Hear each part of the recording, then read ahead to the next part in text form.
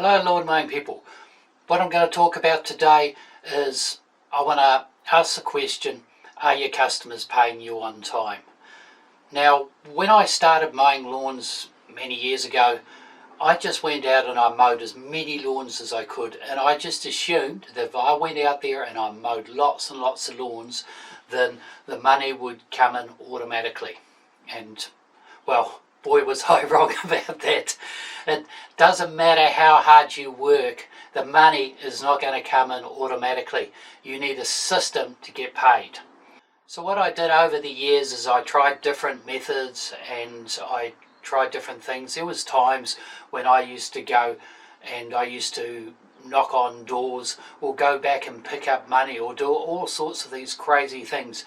Nowadays I like the money to go directly into my bank account, and I like the money to go in there quickly. So what I've done is the system that I use these days is that when we take on a lawn mowing customer, I tell them from the start that we have a system. And what I tell them that we're going to do is that we'll mow their lawns, and then after their lawns have been mowed that night, they're going to get a text, and the text will have our bank account details, and we would like payment within 24 hours. Now, if they don't pay within 24 hours, what we do is 3 days later, if they haven't paid, we'll send them another text. And then 3 days later, we send them another text again. Normally on that text, what we'll say is something like, hey, I haven't seen the payment, can you please give me a ring? And you'll be surprised at the amount of people that'll actually pay you rather than ring you. They're taking what's called the path of least resistance, which is actually something that's used in marketing as well. But we'll talk about that in other videos. But the path of least resistance is easier for them to pay you than it is for them to ring you and say, oh, I haven't paid. And that's another trick that I use when I'm on the phone. If I ever ring a customer about non-payment, I never say anything. I just go, hi, Stuart here from Gecko Lawns. And then I shut up. I wait for them because they know they owe me money. I know they owe me money. And if I don't say anything, somebody's got to talk about it. And it's really, really awkward for them, and they don't want many phone calls like this. So what they'll do is they'll say, oh yeah, I'll pay you. This is when I'll pay you, and then it's all sorted. These days I try not to make any phone calls. I probably only make a few phone calls in a year. So we use texts to keep on top of all of the customers and to keep on top of all the payments. The thing you're probably asking yourself now is, don't the customers get upset? Yeah, well, actually some customers do get upset, but the only customers that get upset are the customers that never pay on time. And at the end of the day, are they the customers that you really want in your business? If a customer is constantly getting texts because they haven't paid you, then do you want them on your books? The answer is probably no. If you do, then maybe organise to go around once a month and pick up payment from them or something like that. But we basically, if a customer gets annoyed with us texting them, we're already annoyed with them a long time ago, so we're not too worried if they cancel. Now, you may be wondering, what do we do about accounts? Now, accounts have to be invoiced. So when we have customers with accounts, then what we basically do is we actually run a 7-day account. We don't do any of this, we'll invoice you by the 7th day and you pay on the 20th or whatever, 3 months later. Some of them do.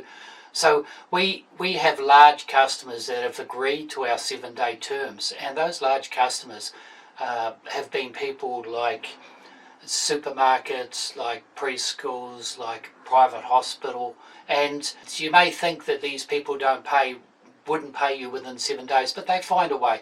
We've got a supermarket and they actually pay us out of petty cash because the head office in Australia will not agree to our terms, but they want us to do the lawn. So they pay us out of petty cash, and once a month, I suppose, or once every 6 months or whatever, they put a submission into the head office. I'm not sure how they manage it on their end, but we're paid on ours, so I'm pretty happy with that. Now, another thing that you do need to look out for is one-off work, and what we basically do with one-off work is we actually, when we go around and we do a quote, and the job's only going to be done the once, So what we do is we give them a price, and if they agree to the price, then we text them the bank account details, and we say as soon as we cite payment in our account, we'll book the job in. And 99% of the people actually put the money into our account.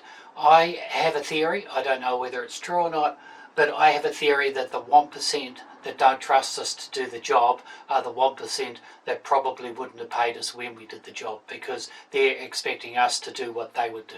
So I wouldn't worry about anybody that didn't pay you. The job's probably not worth it anyway. And when we see the money in our account, we book them in, normally within 48 hours, get round there, get the job done, and everybody's happy. And before I go, one last thing that I'd say is we have a rule of thumb in our business that we try not to let our total amount of debt get over 1 week's worth of turnover.